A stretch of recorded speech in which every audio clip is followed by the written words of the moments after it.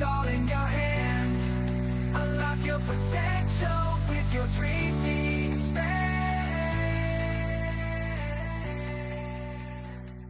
There we go.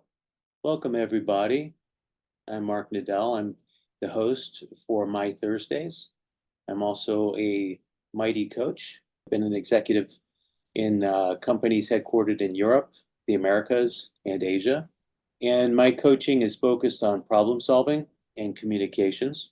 This is the Thursday edition, My Thursday. We also have a Tuesday edition. And the difference is we have English is the language we use on Thursday, and Chinese is the one we use on Tuesday. And we usually have different topics and different speakers on those days.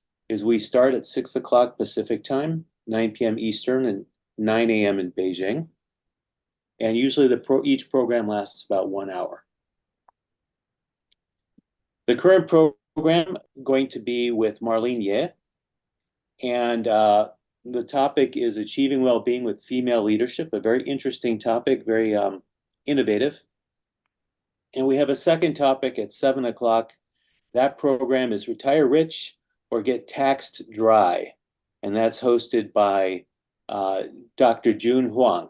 I also want to thank our sponsors, Dragon Eagle TV and Alliance for Impact, AFI. We also are sponsored by Kathy Fun Fitness and Mighty.coach, which is the company I'm associated with. Mighty.coach provides a board of directors for professionals and executives. And we have a variety of diverse coaches with different areas of expertise coming from different industries and with different approaches to coaching. Some are skill trainers, some are more mentors like myself, and some are certified coaches. And Marlene, who you see up in the screen there, she's kind of both. She mentors people, design thinking and MBA, and also executives, but she's also an NLP certified coach and a mater. So what you can do engaging with Mighty.coach is you can boost your career, become more marketable. You can get advice for challenging situations or very exciting opportunities where you might need some help in coaching and guidance. And you can learn critical new skills like assertiveness, communications, networking, and others. We're going to talk about one tonight that Marlene is an expert on. She's also authored a book about this, and that's what we're going to dive into. So now, let's talk about Marlene Ye. She's a veteran executive. She has experience, global experience, and she's been based in Asia as well as the United States. She's been an HR VP and a head of HR. She's an NLP coach and mater certified. She focuses on executive and team coaching. She's also a recently added Mighty coach. She is a mentor for MBA students, people thinking about MBA programs. And also she's a mentor on design thinking, which is a highly sophisticated process on developing new solutions. And she's an author, as I mentioned before. So, Marlene, is there anything you'd like to add before I take the screen down? Already perfect already. Thank you, Marc. Nothing from my side. Absolutely. So I had invited Marlene to come in and discuss female leadership after hearing about her book, very interesting concepts. And why don't we start off, Marlene, with you introducing the topic? Okay. First of all, I think Marc and I discussed about coaching, and we talked about female leadership. And then we said, why this topic? So we talked about the ecosystem we are in now. A lot of people, even not in HR, as long as you are in an organization, you hear about the DEI a lot of times, I guess. I'm not sure if the audience knows what DEI stand for. So D for diversity, and E for equity, and I for inclusiveness. So this is the top priority, one of the top priorities for all organizations global-wise. So we are thinking about why is this? Why do people talk about DEI? Is the world has been changing. It used to be Wuhan, now we call it Bani. The world has changed totally. Every day is full of surprises. And the ecosystem we are in, both as organizations and individuals, have changed dramatically. So we cannot count on experiences. We cannot count on the former logic anymore. So we really need to have co-creations with our people in the organizations. Even at home, we need to co-create with our family members. How do we survive in this fast-changing world?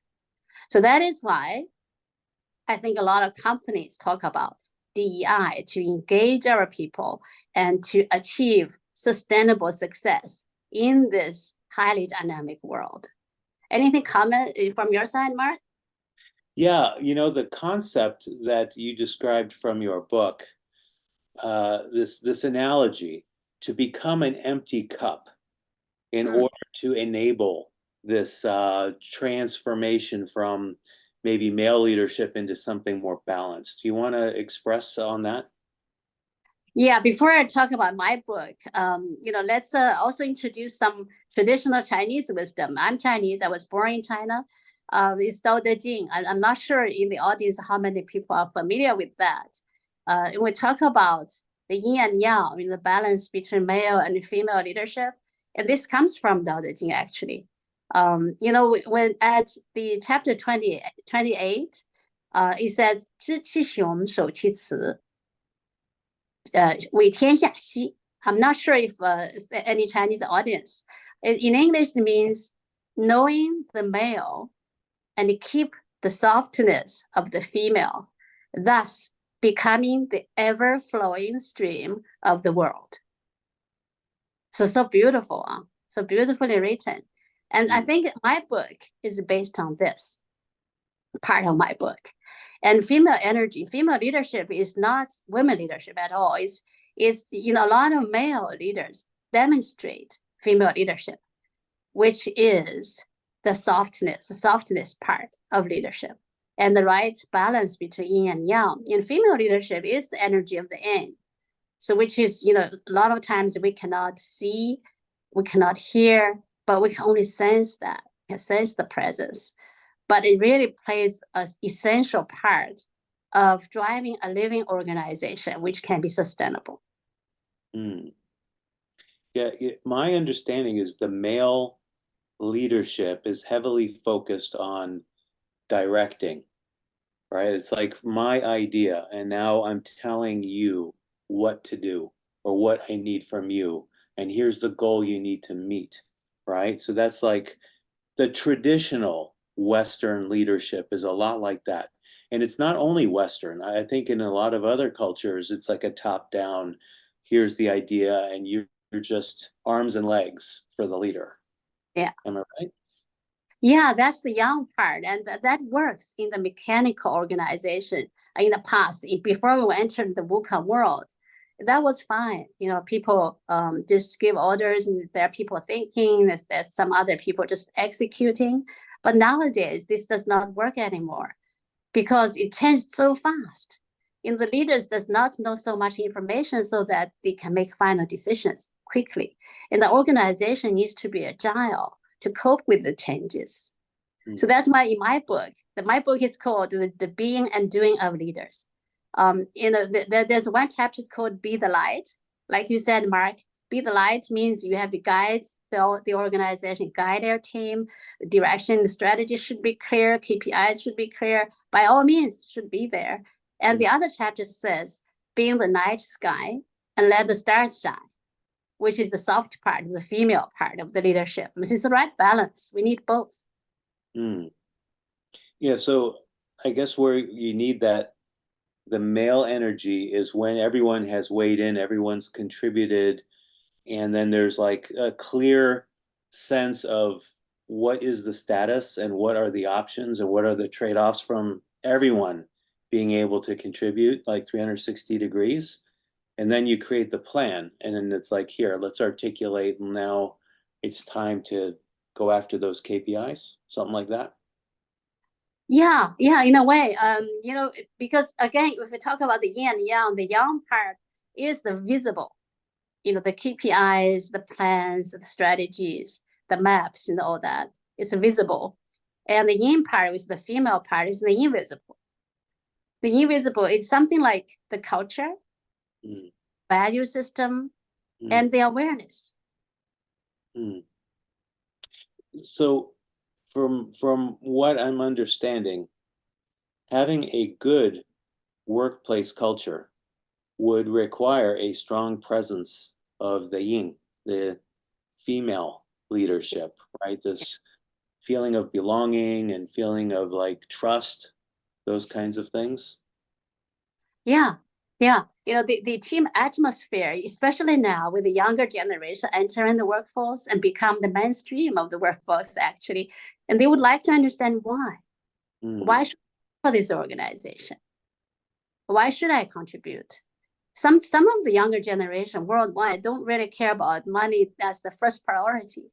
The first priority for them is to understand why am I working for this company, not the other one. That is why many companies, like my former company, spent a lot of time to develop a purpose. So mm, why do what we do? And really inspiring for this young generation because when they go out, they tell their people with their head straight, very proud. This is my organization. This is why we exist. How will the world look like without us? mm, mm. That's probably a source of friction between the new generation entering the workforce and those who've only known the traditional work styles, right? The male leadership versus the more balanced. I could see that, it's like people from the traditional perspective always say the new generation is quiet quitting, right? Not participating, and they don't know why. Could this explain that? Yeah, in a way, the younger generation they're actually really smart. I had in my former team that there are a lot of younger generation born after 90 or 95. They're really smart and inspiring. It's really the leaders, we need to really understand them. As leaders, especially when we're much older, like 20 years or 30 years or 15 years older than them, we need to have the awareness that our ecosystem has changed, our workforce has changed. So we really need to see, what this change mean for us as leaders. How should we cope with that? This is why we said, again, in my book, it says, the female leadership, the female part of the leadership is essential. We have to really engage our workforce and help them understand why we are doing this, like I said. And we talk about the empty cup. We Mm, need to, as leaders, to empty ourselves first from our experience mm, and humble down, be curious, and learn from them. What do they want? What are they thinking? What's on top of their head? mm. So if you're a leader or you're in management at a company, how how can you assess where your culture is? If you look around in the workplace, what are some indicators that you're exactly balanced or you're too much into the traditional style? Yeah, it's again the balance between yin and yang. We look at the key, some measurements. We cannot always measure by feeling or sensing. That's very important.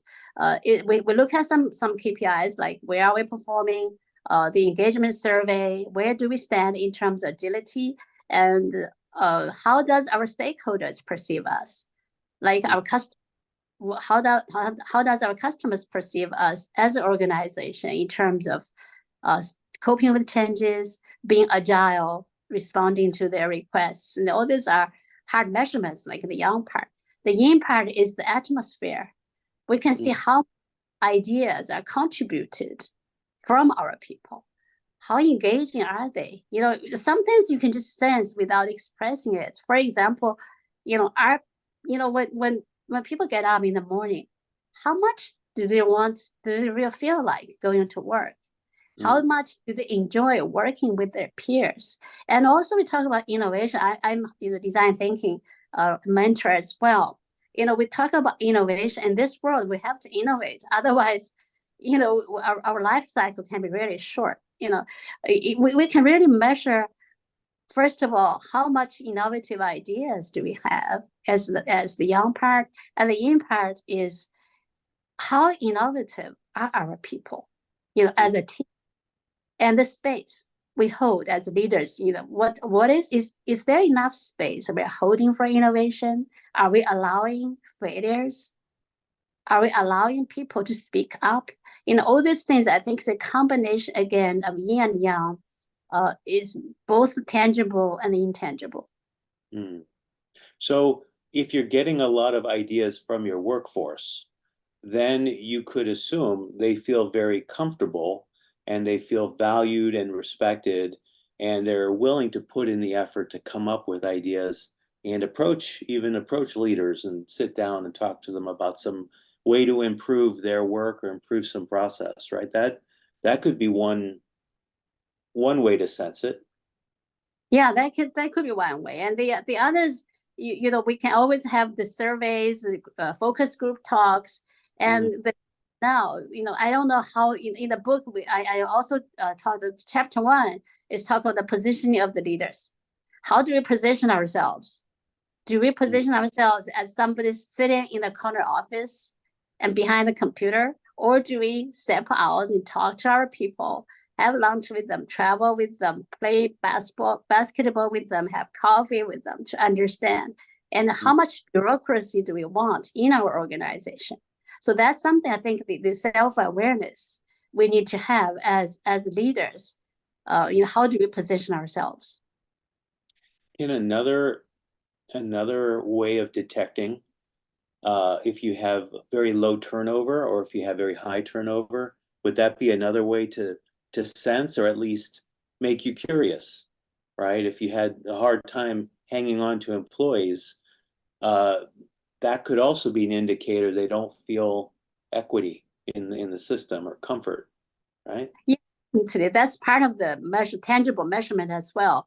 Both as there's some tangible measurements like this employee engagement survey, the turnover, the referral rates. We in HR we always look at how much referral do we have for our employees. If our employees are proud working for us, they would refer a lot of friends to us. So that's another measurement.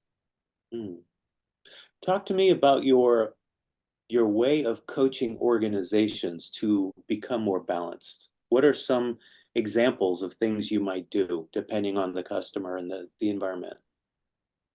Yeah, I've been coaching quite a range of customers. I think the essence, Mark, is the common theme is around the self-awareness.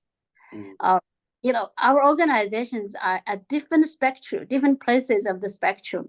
Some of them are really, really aware, like where do we stand in the industry now? Where do we stand in the ecosystem? How are we relating with the ecosystem? Some are quite confident, a little bit overconfident, especially very successful. And they would think that we have been very successful and we will automatically be very successful. That's the part we need as coaches need to hold the mirror and help them to be aware of what is you can put on the external lens, what is changing in our environment, in our ecosystem, and what are changes from our competition landscape and the customer's landscape. So what is the customer requests are changing, and how do we cope with all this, and what type of capabilities do we need to build? New capabilities do we need to build? What kind of culture do we need to build? I think that's a thematic assessment. But it's interesting, Mark, we have been, most of us, including myself, are very thinking oriented in doing this diagnosis. But after I was certified as NLP coach back in 2004, I really transformed my thinking. It's not only thinking, it's really sensing with your whole body, your whole being, to really sense where we are. So I have introduced a lot of techniques to help the organization to do this kind of self-assessment. For example, we can do social possessing theater. People act out, people can act as customers, as competition, as employees, they can act. And sometimes even the actors don't know what they are doing, but their body tells us where you are. So this is one thing. And the other is like group painting. We can paint our vision. This kind of tools and techniques does help the stakeholders realize, there is some gap, there's some blind spots that, we need to really address. Yeah, that's interesting because it gets the people out of their normal discussions and contexts, right? And they engage in a neutral activity, and that helps them open up, right? And strengthen relationship or build the trust, right? Yeah. You were talking about overconfidence because some American slang coming out of the corporate space is success can be your own worst enemy. And the second one is you don't want to be in an organization that's fat, dumb, and happy, right? Just so those two expressions are usually referring to an overconfident work culture. Yeah, that's why we talk about in my book, talk about awareness all the way along the 10 chapters. So all the way along, we talk about self-awareness as an organization and individual. We really need to be aware. Why are we dumb and happy? Are we, should we also be happy? If we talk about long-term success, should we be happy? What kind of challenges are waiting ahead of us? What is our competition doing? What is changing, customer landscape, end user landscape, all these external lens we need to put on. Not like this ostrich put their head in the sand, always to have an internal lens, like, we have been doing great.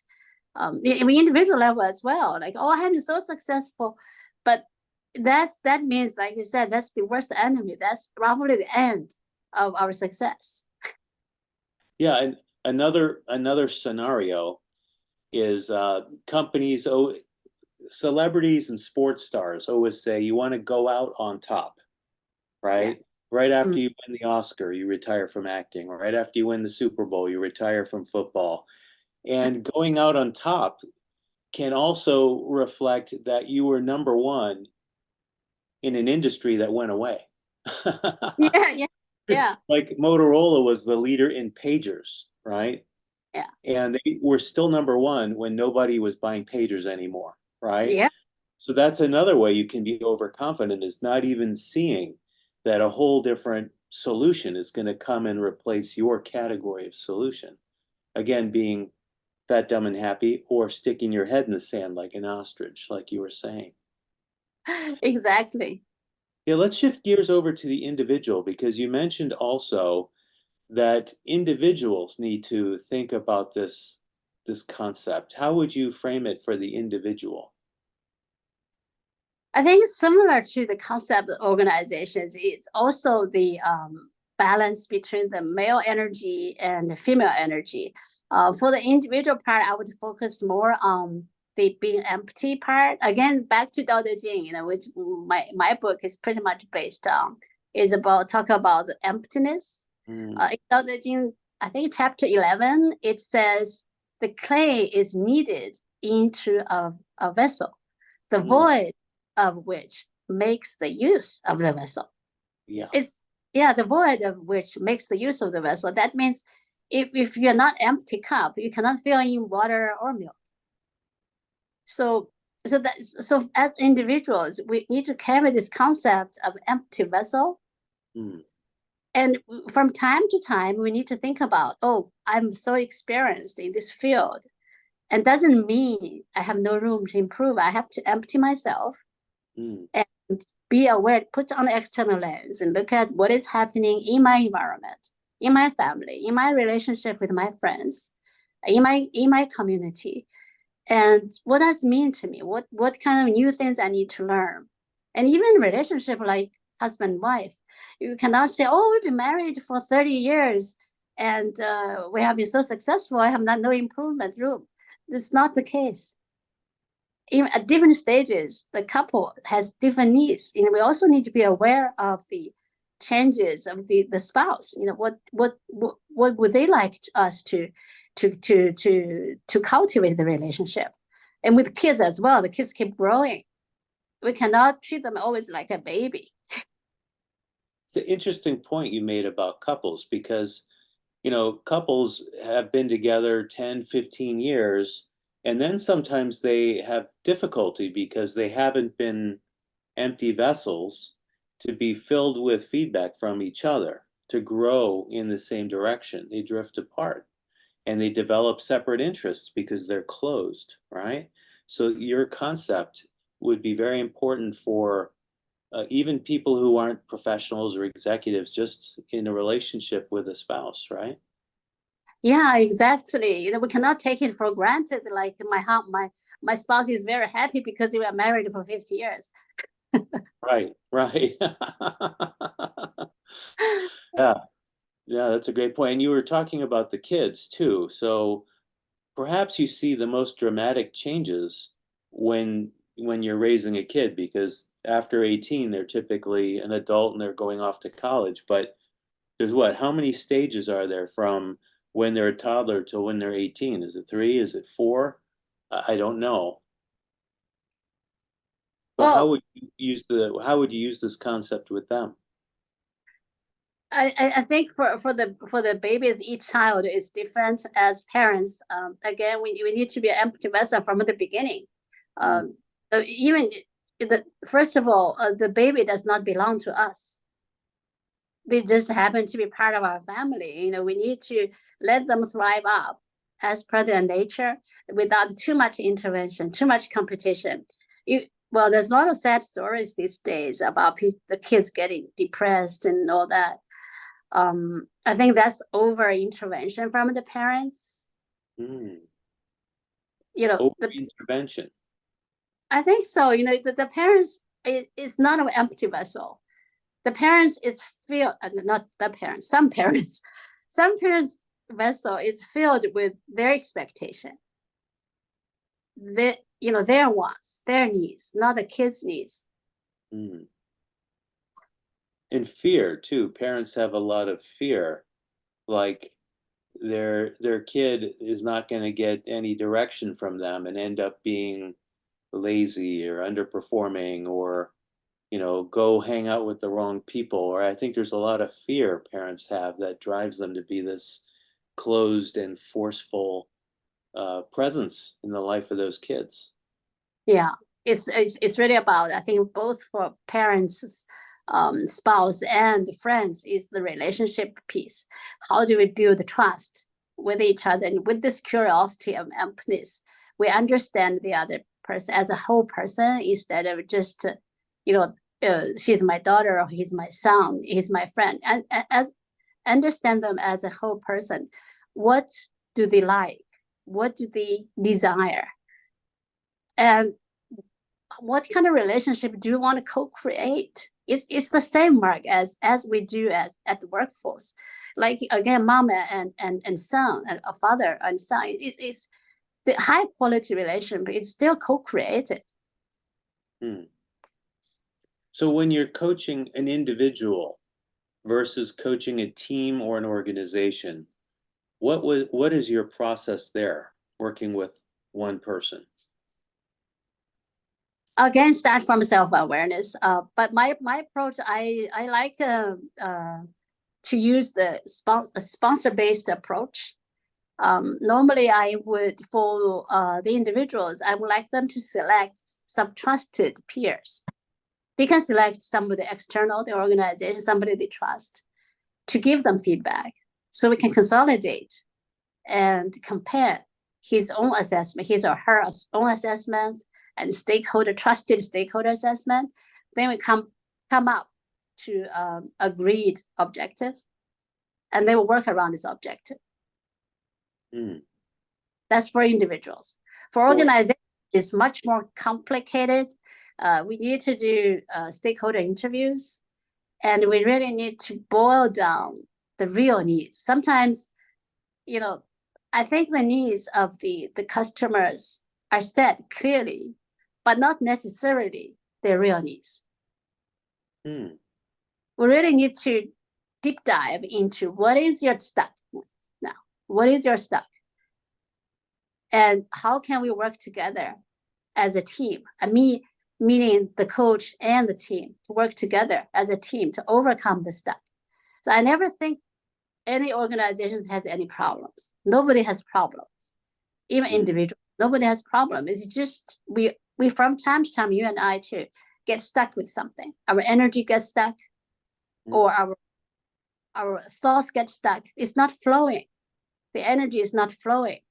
If when energy is not flowing, that's not a living organization. It's not a living life either. So we get stuck. And then that's something that coaches can add value to help them to get energy flow again. And organizations need energy, and they need people power. You know, like you think about the companies that have such high value, companies like Google and Apple and Facebook, and they have very powerful work cultures and environments. People like to work in those companies, and the stock reflects that, right? The stock price for those companies is extremely high. And then you think about some companies where you'd imagine they have a very high valuation, but they don't. Like, I was in a company that was acquired for $8 billion. And the same year, Chrysler was purchased for, I think, $2.3 billion. And we were amazed, right? Because we were like a 4,000 person company selling for 8 billion. And they were like, it was like 100,000 employees or 80,000 employees selling for 2 billion with factories and a big brand and many product lines and dealerships. You know, it was just a reflection, you know, like the value isn't there, even though all the equipment and the infrastructure. I think the productivity and the value of the brands shows through from the tight, effective, warm cultures in all those companies. Yeah, and the productivity comes from that. Yeah. I remember I was in two different work cultures that were very different. One was like what you're describing, balanced, where the leaders were like empty cups without like talking about it, but they would always go around the room when they had something to talk about and say, we may have an issue here, or I'm not sure what's really going on with this area, and then allow the direct reports to start weighing in and saying, well, this is good or this is not good, and how is it good? And then they would say, okay, overall, do we need to make some changes? And then we kind of agreed, yeah, there's some few areas that need to change. And then it was, again, go around the room and say, what are some things we think we can change or look at, or right? And then the other culture was not. It was an organization with extremely high turnover and dissatisfaction, very toxic environments. People didn't share, and all of the directives were coming from the top, just KPIs, strategies. No ideas were really welcome from the bottom. To me, that was like the traditional, like you call it, mechanical leadership environment. Yeah. I totally agree with you, Mark. It's the culture gets things flow. As a living organization, we can compare the organization with a human body.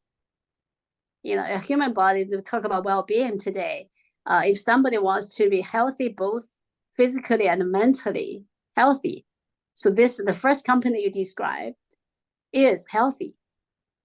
Because you get energy flow, and the employees will feel like engaged, being invited.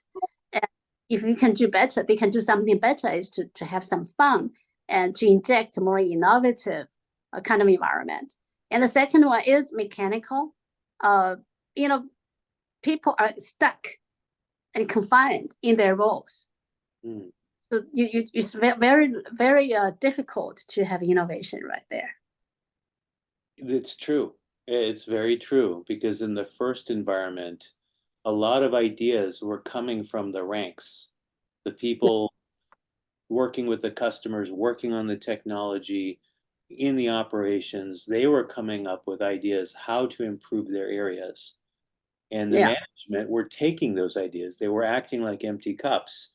They were taking those ideas, and then they would, engage with those ideas. Okay, how do we implement these? Seem really good. We can afford making changes here. And in the other one, there was never any ideas from the rank and file that would go anywhere, right? Yeah, that's I call it co-creation. Because the world is changing so fast that the ecosystem we are in is full of changes every day, full of surprises every day. And being a leader sitting in the office, you do not have the access to the information to make timely decisions. So that's why we need to have the female leadership part kick in. So we as leaders are soft enough, empty enough to allow space for co-creation. And we have a very famous saying in China. Is called, let those soldiers who can hear the gun, they can make decisions. The frontier soldiers, let them make the decision because they can hear the sound of the guns. Right. Let the guys on the front line, the people on the front lines, be making decisions, because by the time their feedback would go all the way back to the generals, and then the answer come back, the situation would already have changed. Exactly. And this is the world we are in now. We need agility, we need resilience, and then these are all female leadership. Resilience. That is interesting. I can see the agility, and now that you've explained it, I could see the resilience. Before this call, I would have thought the resilience was the tough male side and the agility was the flexible female side. But now that you explain it, the flexibility goes with the resilience goes with the agility, right? The ability to bend and recover. Yeah, I think flexibility resilience enables agility. Okay. Yeah. It's interesting that in my own background, when I started my white collar career, I was coming from that very traditional mindset, right? That the boss or the smart person or the one in charge was just giving the orders, and that, getting agreement was not necessarily a requirement. And then over time, observing leaders who use this open cup concept, you became aware of who was moving up quickly and who was getting more results through others. Because when you work in a company, you're getting results through others. You cannot be an individual, like a shoe shine boy, doing all of its own business, collecting the money, shining the shoes, right? You have to work with others. So that makes sense to me. Yeah, this is Mark. This is the self-awareness we discussed last time. I think we at this point maybe I can share in the model again on this mindset evolution, just to echo what you have just described. When people carry the internal lens, very egocentric, like you said, if a leader or individual always have my principle, my expectation, my opinion, my experience, it's all about me. So others don't count. So this kind of leaders will manifest behaviors like you said, do what I say. No, don't say no. This is the first stage of mindset, is the egocentric. And the second stage is called socialize. Socialize, you already started to put on external lens. So you have this internal principles, your position, your expectation, but you have some awareness that you are interacting with others in your ecosystem. There are rules, there are regulations, there are protocols. So you be aware already and you follow. This is the second stage. And this works well in the past, like 20 years, when the world is not changing so fast. The world is relatively stable, so the leaders can give orders and the others follow. So this worked well, the socialize. And now we have entered the VUCA world, the banning world. We need to go to the third and fourth stage. And the third stage is called self-authorizing. Self-authorizing means you really need to carry both internal and external lens. You need to have the initiative to change yourself and to cope with others. So self-authorizing. And the last stage, which I think I'm far away from myself, but I take that as my goal, which I've been studying the Tao and all that, is so that I can be closer to that stage, is called self-transformation. So transformation, Mark, you know better than me because you're a native speaker. Transformation, the prefix means going beyond. Going beyond forms. So the forms is the male part, the tangible, visible part, like the strategy, like the experience, like all that, which is visible. And going beyond that means you have to see the yin part, the invisible part. You really need to sense what is happening in your ecosystem. You need to sense your dynamics, your interaction with the ecosystem, with external customer stakeholders, with yourself. And you have to switch your lens back and forth to make sure you are in total harmony with the ecosystem.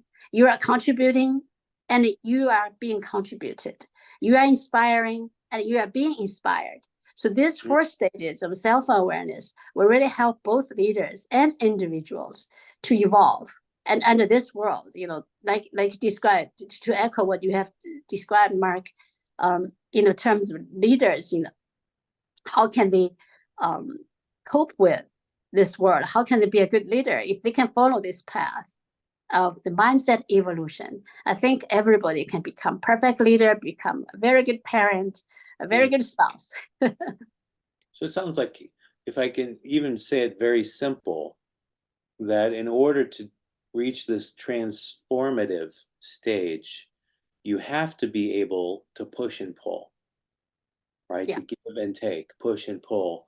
It's sort of like you think about you're going to give some orders.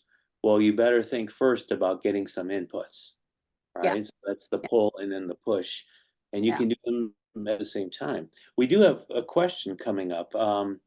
Someone raised their hand. Do you want to type your question in the chat? I didn't catch what your name was, but we do have a few minutes left if you want to type that question in. So do you want to comment on the push and pull? Was I getting close to what you're thinking? Yeah, I think it's close. It's co-creation. Again, it's about the sensing. Again, the balance back to the yin and yang. Because at the 4th stage about self-transformation, we are well balanced between the yin and yang. First of all, we are quite aware we are part of the ecosystem. And what to do and what is happening in our ecosystem.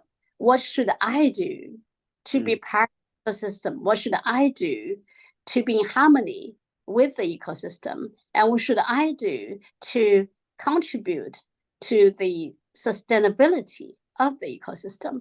It sounds really, really noble, but it's achievable. I mean, that's why when I coach leaders, I use this model a lot. I would ask them, how far away do you think? I think I'm myself far away from that. Sometimes we have people to put a scale, where we are. A lot of leaders are quite aware. Most of the time, we are at first stage, egocentric, because that's human nature.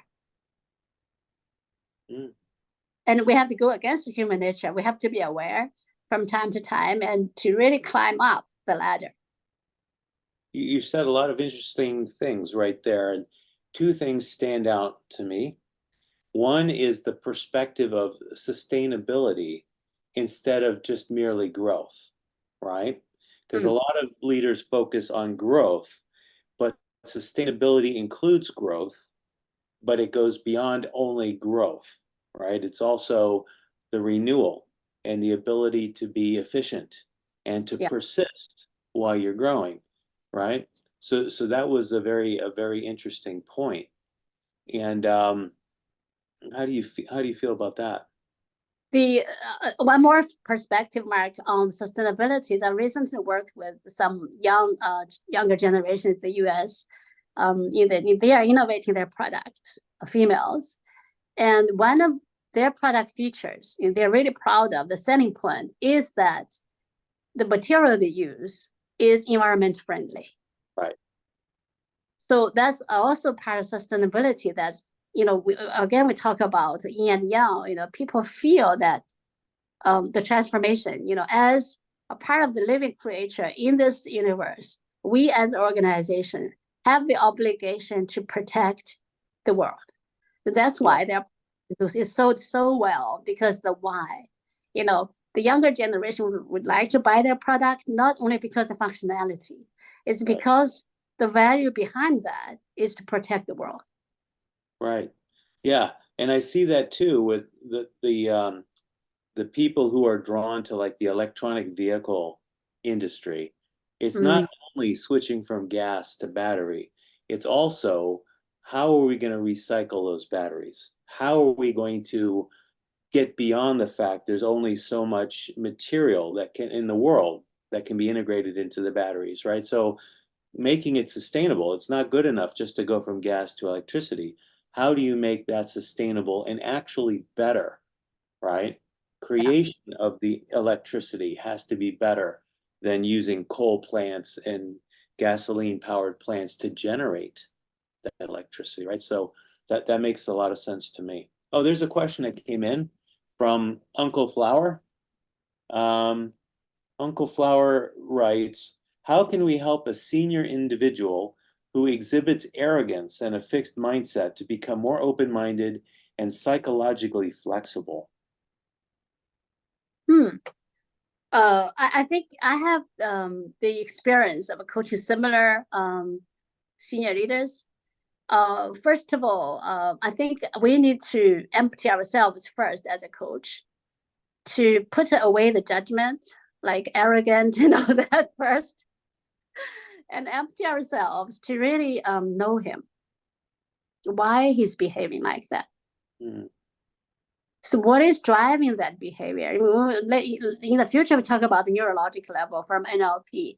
It's really, it's the value system is driving his behavior and identity. So how would he define his identity? We will go to the upper three level of the neurological level, his value system, his identity, his mission, and then we understand his behavior. In my experience, and these people can first, they can behave like that. But once you reach the soft part, the female part, they all have that, they can change a lot. In my workshop, a lot of males cry. Very senior leaders, they cry. I think as a coach ourselves, we need to have this empty vessel concept of all. We need to, again, in myself, I would think everybody is coachable. That's my belief. Everybody is coachable. As long as we are, as a coach, are open enough and embracing enough, we inclusive enough. And I use a lot of techniques as well. Sometimes we also use like acting. Sometimes I put a private advisory board for them. For example, a perceived arrogant leader, perceived, not really, a perceived arrogant leader. Sometimes I would ask him, like, if I have put empty chair there for your blah blah stakeholder, what would they say about you? The good thing, right? Things like this. It's again the self-awareness. And I would share with them the first stages of mindset evolution and ask them, which stage do you think you are in now? We have one closing question here in our final minute from Daisy. Just wondering, any tips women could use to cultivate this in daily life? I would recommend, to develop self-awareness using the model I've just shared. The self-awareness piece is very important. And at the end of the day, write some reflection diary on what I have done today, which stage was I at today. I may be at all 4 stages, or I was 1 stage. Again, I think the reflection, the emptiness, and the awareness. Marlene is a mighty coach. If you want to engage with her, feel free to go to her profile and read her profile and click, request a coaching session. And I know that Marlene would be extremely helpful for people who are either in an organization where, they don't have enough of the balance, or an individual who is now becoming aware that they need to change and become more balanced. Yeah, this has been extremely enjoyable and eye-opening. Marlene, thank you so much for doing this, and we'd like to have you back soon sometime. Thank you, Mark.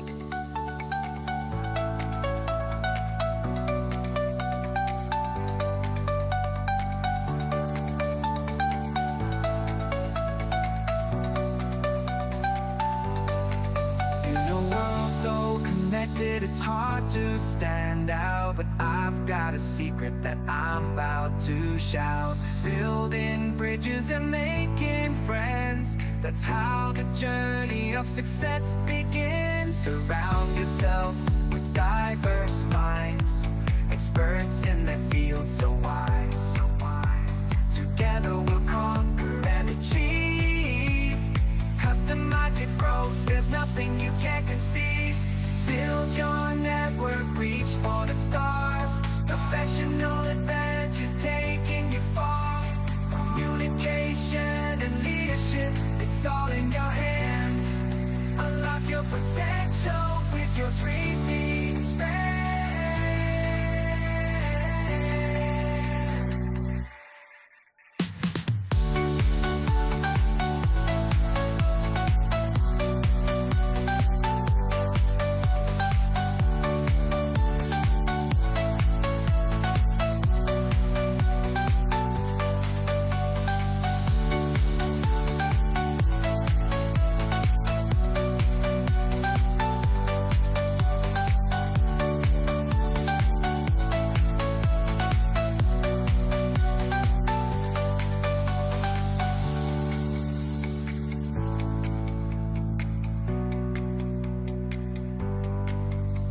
Surround yourself with diverse minds, experts in their field, so wise. Together we'll conquer and achieve.